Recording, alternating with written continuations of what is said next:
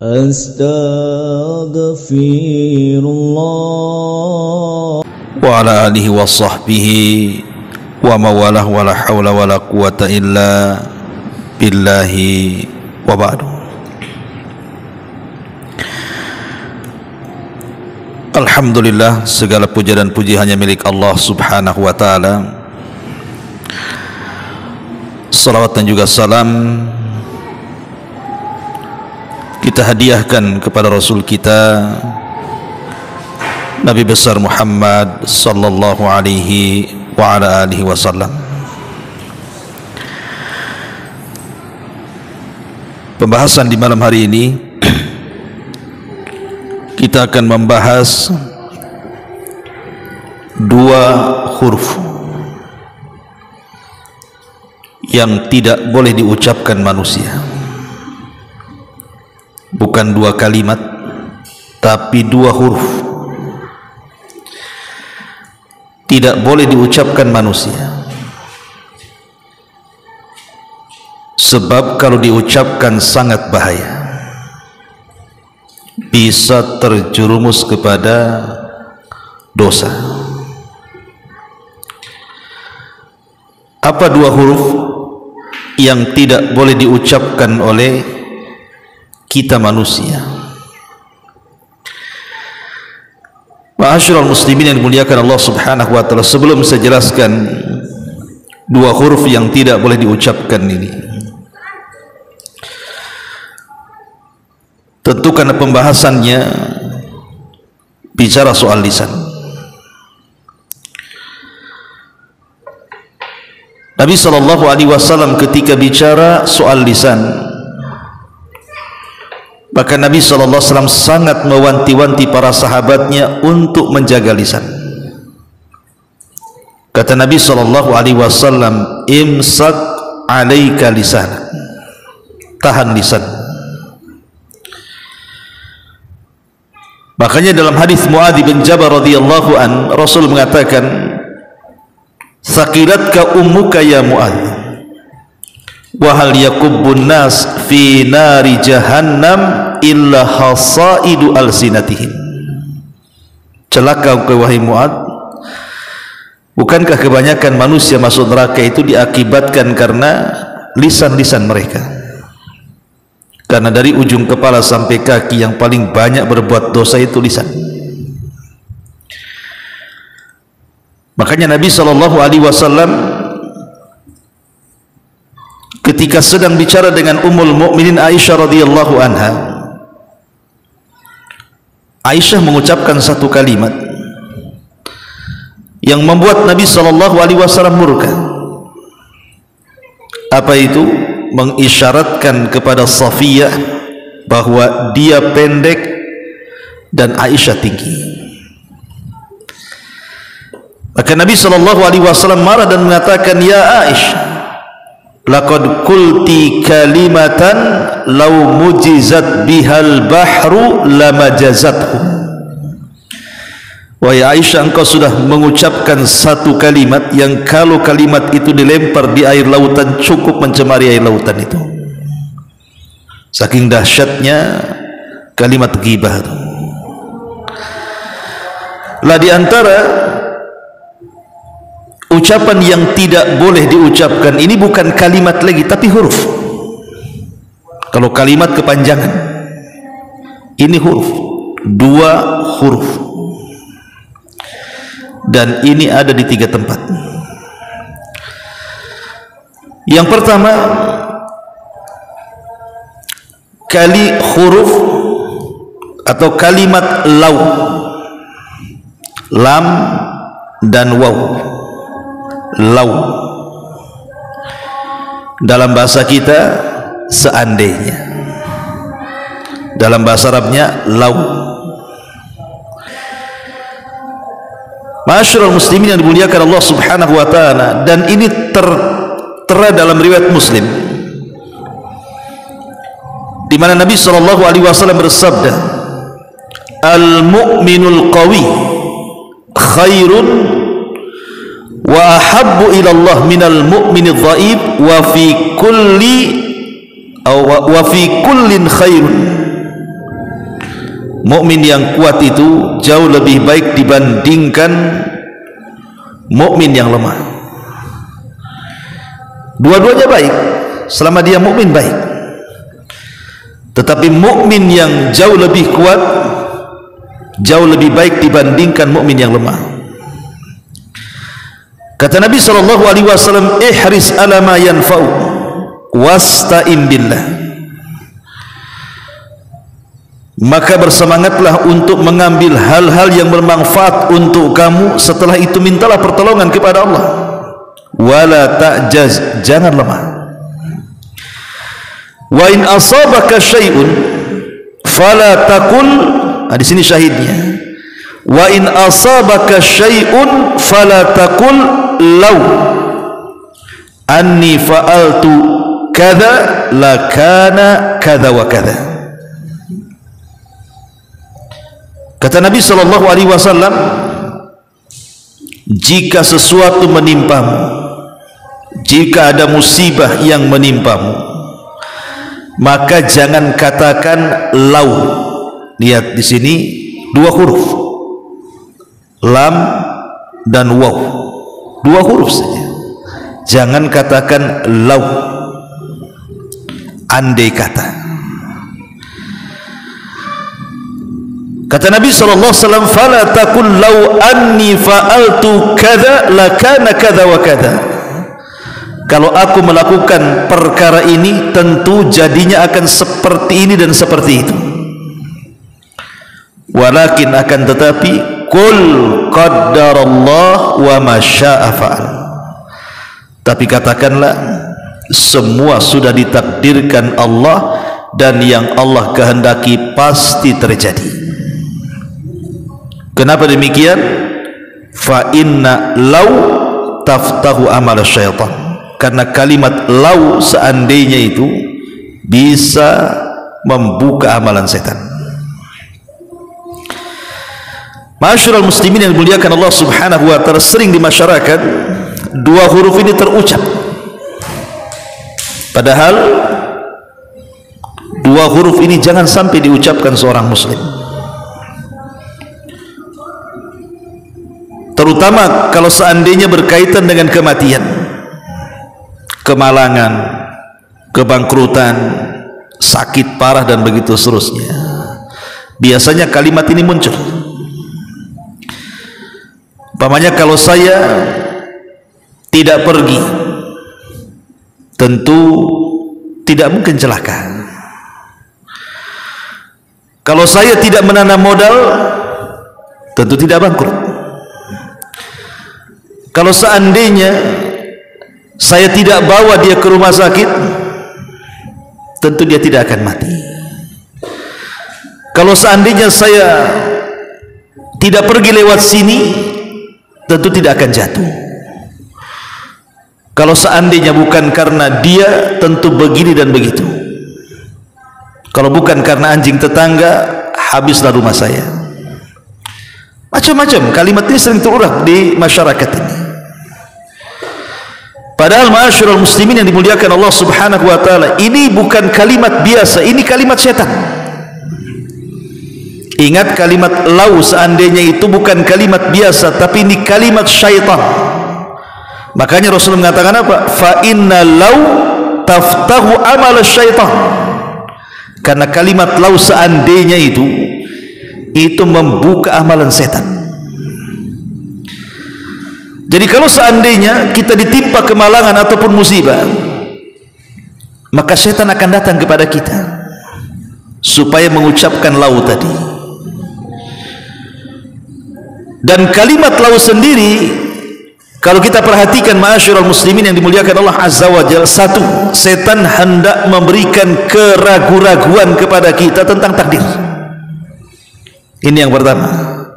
Kalau antum mengucapkan kalimat lau seandainya, hakikatnya setan itu sedang menanamkan kepada hati kita keraguan-raguan kepada takdir Allah. Semua ini di atas takdir, ikhwan. Pamannya antum jalan ke sebelah sini kemudian jatuh, itu sudah takdir Allah. Kalau seandainya kemudian ada saudara kita, kemudian dokter mengatakan mau dioperasi atau tidak, ya sudah dioperasi saja, kemudian mati, itu sudah takdir Allah. Jangan katakan tuh kan, coba kalau tidak dioperasi dia tidak mati. Kata siapa? Mati juga kalau sudah waktunya kan. Bukan masalah operasi atau tidak kematian itu. Idza jaa ajaluhu la yastakhiruna sa'ata wa la yastaqdimun. Lah kalau sudah waktu ajalnya datang, tidak mungkin maju, tidak mungkin mundur lah. Itu sudah takdir Allah Azza wa Jalla.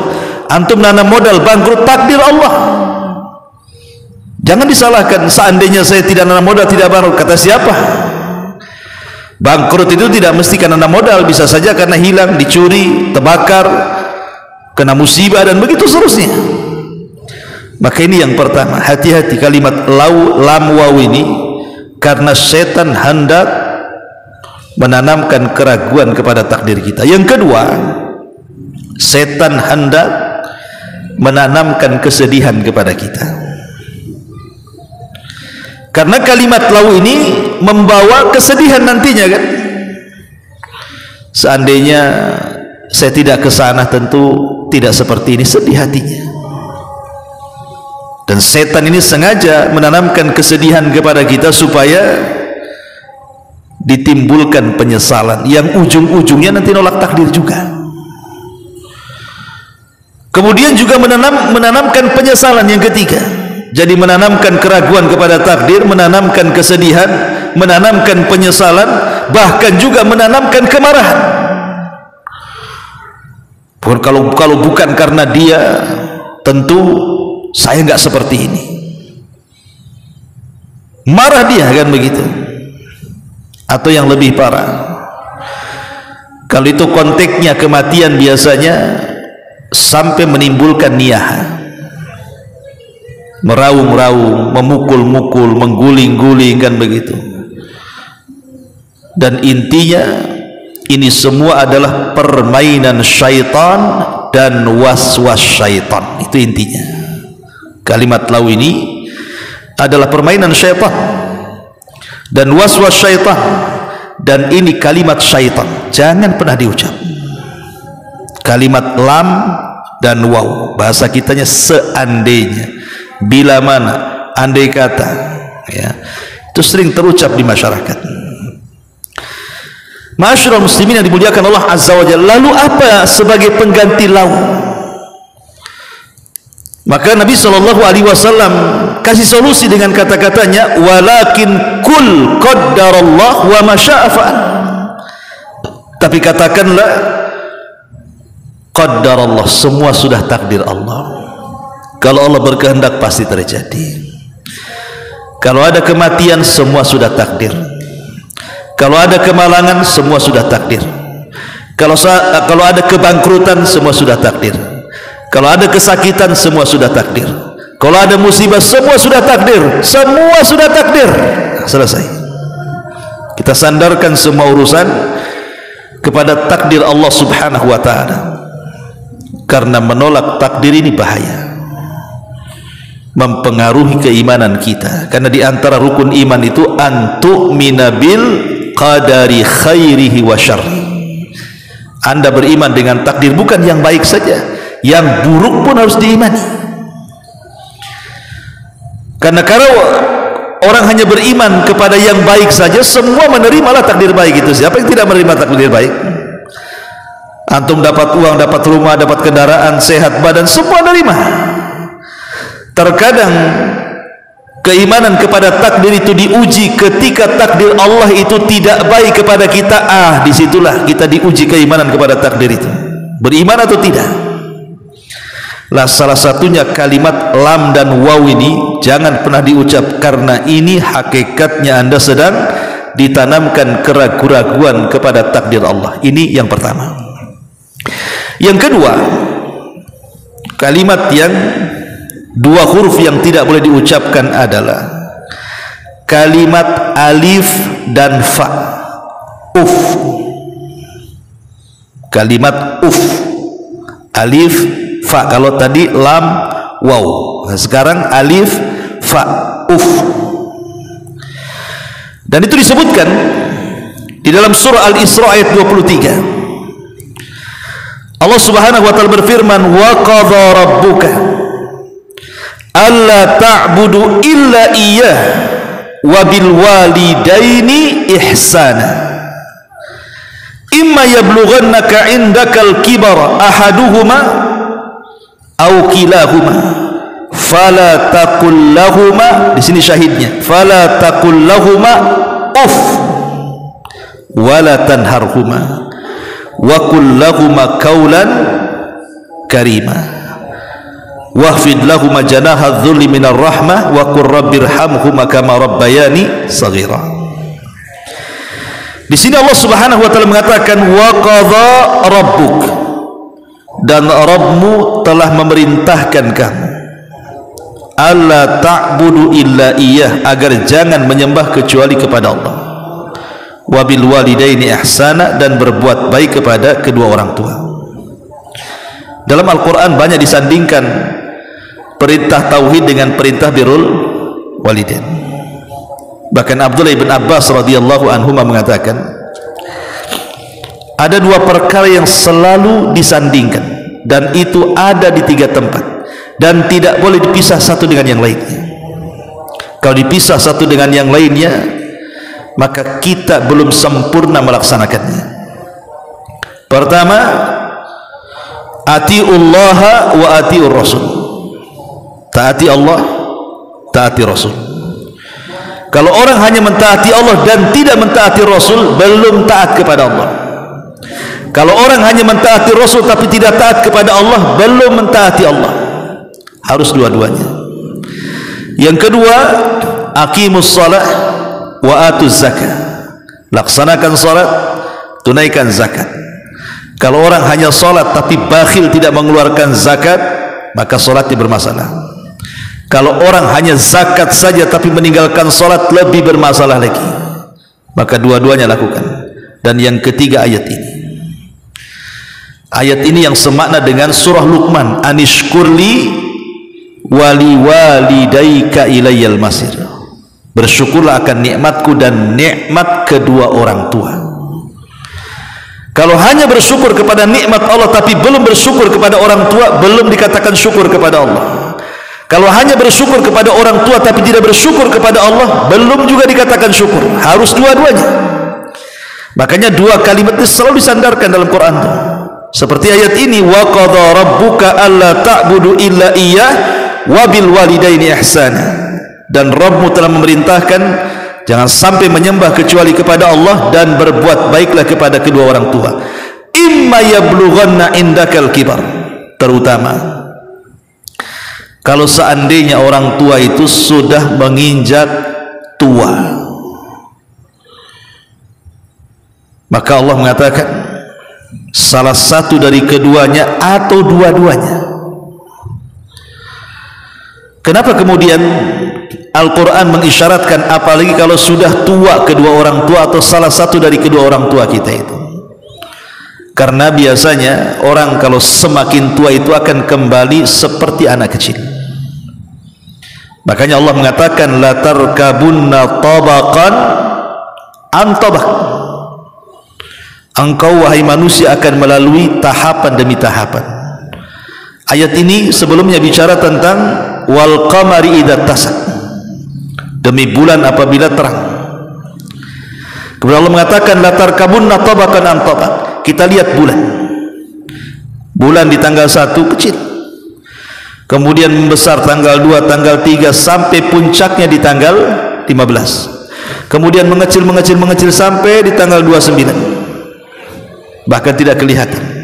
Begitulah perjalanan manusia, mulai dari kecil, kemudian remaja, dewasa, kemudian kuat, kemudian mulai lagi melemah, dan begitu seterusnya, dan semua pasti akan melewatinya. Makanya Allah ingatkan nih, apabila punya orang tua yang sudah tua, ingat mereka seperti anak-anak, harus ekstra sabar. Makanya sering saya katakan ikhwan, kalau antum disuruh merawat 2 orang sama-sama tidak berakal ya, satu anak kecil, satu orang tua, satu orang tua pikun, kan gak berakal juga tuh ya. Satu anak kecil, masih enak mana? Sama-sama tabrakan, masih anak-anak kecil kita ngerawat, masih ada lucu-lucunya lah. ada ketawa-ketawanya. Merawat orang tua mana ada lucu-lucunya? Nggak ada. Antum kena hantam aja sama orang tua. Gitu kan? Nggak ada ceritanya. Ya, tapi memang harus dirawat. Datang seseorang kepada Umar bin Khattab radhiyallahu anhu. Ya Amirul Mukminin, aku sudah melakukan kepada orang tuaku sebagaimana orang tuaku telah melakukan kepadaku sejak kecil. Kalau aku di waktu kecil disuapi, sekarang kusuapi dia. Kalau aku di waktu kecil diminumi, aku sekarang yang memberikan minum kepadanya. Kalau aku di waktu kecil menceboki, aku sekarang kuceboki dia.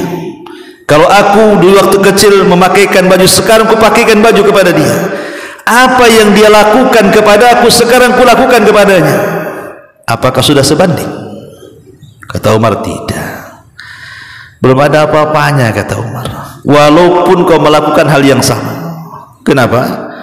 Maka Umar mengatakan, karena ketika orang tua memerawat kamu, kemudian kau sakit, maka orang tuamu mengharapkan kehidupanmu.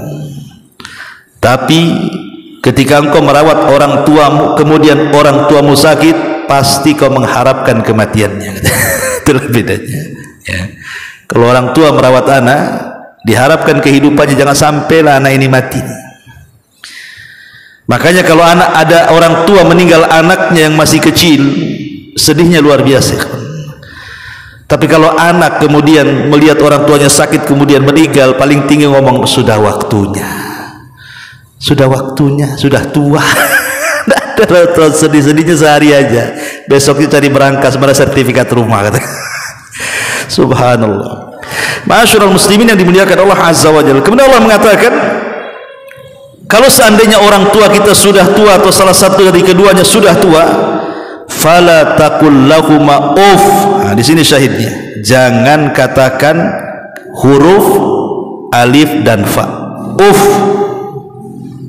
Ya, bahasa kitanya bahasa Arabnya uff. Enggak boleh. Ya, kita mengeluarkan kalimat uff, kalimat nanti saja. Akan sering kita kan, ahnya saja belum kalimat nanti sajanya itu sudah masalah. Tolonglah antar ibu, nanti saja. Ahnya itu yang masalah tuh, bukan kalimat nanti sajanya tuh. Itu dua huruf tuh. Kan juga sama bahasa Arabnya uff. Kalau bahasa Indonesianya berapa? Juga lah dua huruf lah kan itu. Dengan ha. Kemudian Allah mengatakan wala tanharhuma wa qul lahuma qaulan karima. Apalagi mengatakan saja tidak boleh, apalagi sampai membentaknya. Tapi katakan keduanya kalimat yang lembut. Kata Hasan al-Basri, Husain ibn Ali radhiyallahu anhu. Husain putra Ali radhiyallahu anhu mengatakan, ketika memberikan catatan kepada ayat ini, "Lau alimallahu syai'an minal uquqi adna minal uf la harramahu." Apa kata Husain ibn Ali? Kalau Allah tahu ada kalimat yang lebih pendek dari kata-kata uf yang di dalamnya isinya mendurhakai orang tua, pasti Allah sudah haramkan. Jadi kalau ada kalimat yang lebih pendek dari kalimat uf dua huruf ini dan isinya mendurhakai orang tua, pasti Allah sudah haramkan. Tapi nggak ada, ini paling pendek uf ini. Ya. Makanya jangan biasakan mengucap kalimat tuh. Nanti saja, nantilah, ini bahaya kalimat ini, karena ini bagian daripada ukuk. Ukuk itu durhaka kepada orang tua. Bayangkan, uf aja bisa dijadikan ukuk tuh. Dan Nabi SAW mengatakan, maukah ku habarkan kepada kalian dosa yang paling besar? Maka sahabat mengatakan, tentu wahai Rasul. Kata Rasul, al-isyraqu billah, melakukan kesyirikan kepada Allah, wa uququl walidain, dan durhaka kepada orang tua. Salah satu bentuk durhaka dengan ucapan adalah dengan mengeluarkan dua huruf alif dan fa. Uf, bahasa kitanya maka hati-hati. Dan pembahasan uququl walidain tentu panjang, karena Abdullah bin Abbas radhiyallahu anhu pernah ditanya, Wahai Ibnu Abbas, apa yang dimaksud dengan birrul walidain? Berbuat baik kepada orang tua. Kata Ibnu Abbas, ini pembahasan panjang, tidak bisa saya jelaskan. Kemudian orang ini mengatakan, oke, kalau begitu apa yang dimaksud dengan uququl walidain? Durhaka kepada orang tua. Maka Abdullah bin Abbas langsung berdiri dan mencontohkan dengan mengebutkan pakaiannya. Kata Abdullah bin Abbas, kalau seandainya di pakaian ini ada debu, kemudian ku kebutkan, debunya melayang ke muka orang tua, maka itulah uququl walidain, katanya. Bayangkan, hanya itu saja. Makanya hati-hati kalau orang tua ada di ruang tengah, kita lagi nyapu, itu kan, izin dulu, kita tidak tahu ada debu banyak, kan itu. Nah, orang tua kita ini enggak sengaja sapunya ke orang tua. Subhanallah, durhaka ya. Ma'asyiral muslimin yang dimuliakan Allah Azza wa Jalla, ini yang kedua, ini pembahasannya panjang. Lalu apa pengganti uf? Kalau begitu, di sini Allah kasih solusi. Jangan katakan kalimat tetapi wa qul lahuma qaulan karima. Sebagai pengganti uf, katakan kepada kedua orang tuamu perkataan yang lembut, yang santun. Pokoknya jangan ucapkan kalimat nanti, itu yang bahaya. Stop kalimat itu. Taib, ini yang kedua. Dan yang terakhir adalah dua huruf yang terucap ketika sholat tanpa ada hajat, seperti ab, nah itu ya. Ab, bapak bahasa kitanya, alif dan ba. Alif dan kho, saudara. Alif dan mim, ibu, gitu ya. Atau apalah, pokoknya dua huruf yang keluar ketika sholat dan tidak ada hajat. Memang terjadi silang pendapat di antara para ulama, di antaranya disebutkan oleh hadis Zaid bin Arqam radhiyallahu anhu. Dia mengatakan, kunna natakallam fi salati. Kata Zaid bin Arqam, dulu kami ketika belum ada larangan bicara dalam sholat, biasa kami bicara dalam sholat. Jadi sholat sambil ngobrol biasa, itu permulaan sholat. Allahu Akbar. Gimana? Biasalah itu. Kita habis sholat kemana? Itu awal sholat. Awal diwajibkan sholat, kata siapa? Kata Zaid bin Arqam ini. Kunna natakallam fi shalah. Kami biasa bicara dengan sholat. Yukallimur rajul sahibahu wa huwa ila jambihi fi sholati. Biasa seseorang ngomong sama kawan sebelah kiri kanannya. Hatta nazalat, sampai turun ayat. Wa qumu lillahi qanitin. Wa qumu lillahi qanitin. Maka berdirilah menghadap Allah qanitin, dengan betul-betul qanit, penuh dengan ketaatan, kehusyuan, ketenangan. Maka setelah ayat ini turun, fa amarana bis-suquti wa nuhina 'anil kalam. Maka kami diperintah untuk diam dan kami tidak boleh bicara, kecuali memang bicaranya yang diperintahkan dalam salat. Dari sini kita tahu bahwa orang salat tidak boleh ngomong. Maksudnya omongan-omongan yang di luar salat dimasukkan ke dalam salat. Nah, tapi kalau omongan yang harus diucapkan dalam salat, ya harus ngomong lah, kan itu. Baca subhan rabbiyal a'la, subhan rabbiyal azim, Allahu akbar, itu kan omongan juga, tapi memang dianjurkan dalam salat. Termasuk juga hadis Muawiyah ibn Hakam as-Sulami. Muawiyah ibn Hakam as-Sulami radhiyallahu anhu. Apa kata beliau? Baina ana usalli ma'a Rasul. Ketika aku salat bersama Rasul. Idza atasa rajulun minal qaum. Tiba-tiba di sebelah ada orang bersin. Kemudian fakultu yarhamukallah, refleks dia, ya, langsung ngomong yarhamukallah. Maka faramanil qaum bi absarihim, semua manusia menatap aku, katanya. Kata Muawiyah ibn Abil Hakam ini, gara-gara dia menjawab orang bersin ketika sholat. Haji yarhamukallah, semua orang menatap dia, cuman dia yang menjawab, kan. Jadi marahlah ini. Muawiyah ibn Hakam as-Sulami ini kepada teman-teman yang menatap dia dalam salat itu dan mengatakan, celaka kalian, masya'nukum tangduruna ilayya, apa urusan kalian mandang-mandang aku, katanya. Marah dia, kenapa kalian mandang-mandang aku, katanya kan, urus diri kalian sendiri gitu. Tapi sahabat yang memandang justru menepuk-nepuk tangan mereka, suruh diam gitu maksudnya. Ya, diam, kalau malah ngomong lagi. Sudah menjawab orang bersin gitu ya, sekarang dia marah lagi, kenapa kau lihat aku, katanya kan. Sahabat gak ada yang bicara, cuman disyaratkan suruh diam.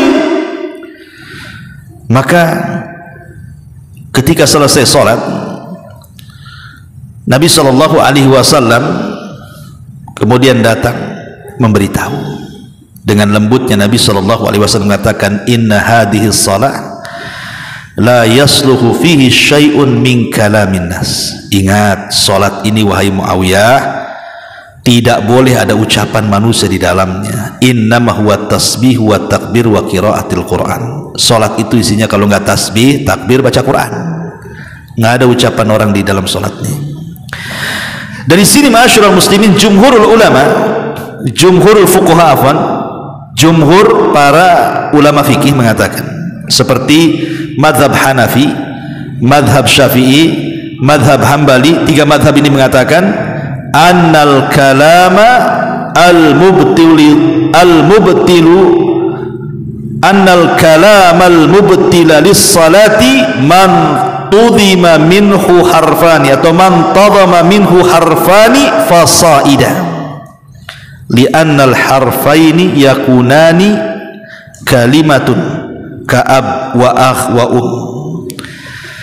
Maka jumhur fuqaha seperti Hanafiyah, Syafi'iyah dan Hambaliyah mengatakan bahwa ucapan yang membatalkan salat itu sesuatu yang terangkai dengan dua huruf, sesuatu yang terangkai dengan dua huruf ke atas. Kenapa? Karena dua huruf itu sudah dianggap kalimat, seperti ab, bapak, ibu, saudara, itu kalimat namanya. Ya, jadi ini bisa membatalkan sholat, kecuali kata ulama, kecuali kalau karena ada hajat kebutuhan, seperti umpamanya orang sholat kemudian menangis, dia mungkin lewat ayat-ayat soal neraka, azab dan begitu seterusnya, akhirnya ketakutan kemudian dia menangis. Kan terkadang menangisnya mengeluarkan lebih daripada beberapa huruf tuh, maka tidak mengapa. Kenapa? Karena Umar bin Khattab radhiyallahu an pernah menangis sampai tersedak tangisannya. Bahkan Rasul juga sahabat pernah menangis. Bahkan Abu Bakar juga pernah menangis. Ataupun ucapan yang memang karena sebuah darurat, itu lain ya, karena sebuah darurat yang harus diucapkan gitu ya. Maka kalau yang seperti itu tidak masalah. Tetapi kalau dia menyengajakan mengeluarkan dua huruf dalam mulutnya, dalam lisannya ketika sholat tanpa ada hajat dan kebutuhan, maka jumhurul fuqaha, mayoritas ahli fikih seperti Hanafiyah, Syafi'iyah, Hambaliyah mengatakan bisa membatalkan sholat.